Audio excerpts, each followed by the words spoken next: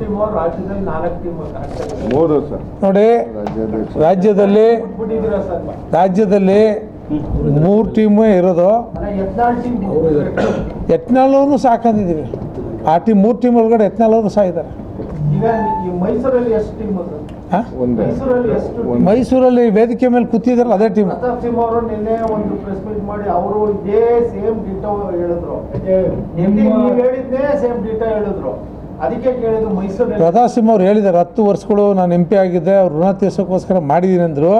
Party ಆದೇಶ ಇದೆ, ಪಾರ್ಟಿಯವರು ಅಧಿಕೃತವಾಗಿ ಏನು ನಮ್ಮ ರಾಜ್ಯದ ಸೂಚನೆ, ರಾಜ್ಯಾಧ್ಯಕ್ಷರ ಸೂಚನೆ ಇದೆ, ಅದು ಅಧಿಕೃತವಾಗಿ ನಾವೆಲ್ಲರೂ ಸಹ ಕೂತ್ಕೊಂಡು ಇವತ್ತು ಸಾರ್ವಜನಿಕರಿಗೆ ಅವರು ಒಂದು ಫೋನ್ ಕೊಟ್ಟಿದ್ದಾರೆ. ನಾವಿಲ್ಲಿ 9 ಜನಕ್ಕೆ ಫೋನ್ ಕೊಟ್ಟಿದ್ದೀವಿ.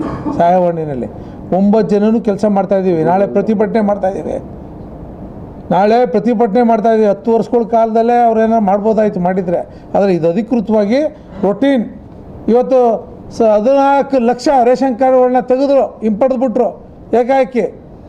ಯಾವ ಆದೇಶ ಮೇಲೆ, ಯಾವ ರಿಪೋರ್ಟ್ ಮೇಲೆ ಏಕಾಏಕಿ ಬಡವ್ರ ಓಟ ಮೇಲೆ ಕಣ್ಣು ಹಾಕ್ತೀರಿ ನೀವು? ಇವತ್ತು ಏಕಾಏಕಿ ಮೊನ್ನೆ ತೆಗೆದ್ರೆ ನಿಮ್ಮ ಅಧಿಕಾರಿಗಳ ಮೇಲೆ ನಿಮ್ಮ ಮಿನಿಸ್ಟ್ರುಗಳನ್ನ ಒಂದು ರೀತಿ ಸ್ಟೇಟ್ಮೆಂಟ್ ಮಾಡ್ತಾರೆ. ರಾಜ್ಯ ಸರ್ಕಾರ ಸತ್ತಿದೆ. ಇವತ್ತು ಮುಖ್ಯಮಂತ್ರಿಗಳೊಂಥರ ಸ್ಟೇಟ್ಮೆಂಟ್ ಮಾಡ್ತಾರೆ.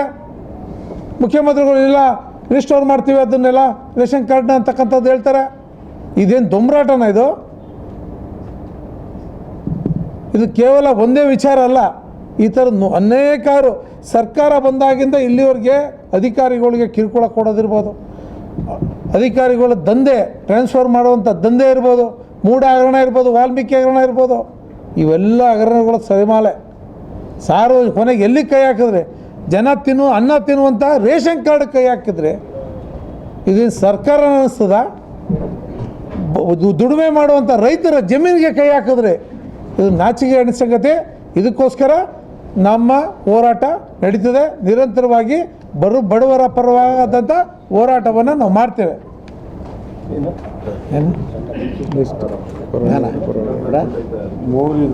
ನಂದೇನಿಲ್ಲ. ನಾಳೆ ಪ್ರತಿಭಟನೆ ಕರೆದಿದ್ದಾರೆ, ನಾಳೆ ಅಟೆಂಡ್ ಆಗ್ತದೆ. ಅಲ್ಲ, ಅದಕ್ಕೆ ಕರೆದಿದ್ದಾರೆ. ಅದಕ್ಕೆ ನಾಳೆ ಎಲ್ಲ ಕಡೆಯಿಂದ ಸೇರ್ಕೊಂಡು ಒಟ್ಟಿಗೆ ಮಾಡ್ತೇವೆ. ಇಲ್ಲ, ನಂದೇನಿಲ್ಲ. ಎಲ್ಲರಿಗೂ ಧನ್ಯವಾದಗಳು. ಅಲ್ಲ, ಅವನು ಏನು ಮಾತಾಡ್ತಾರೆ ವಿಷಯ ಚೆನ್ನಾಗಿ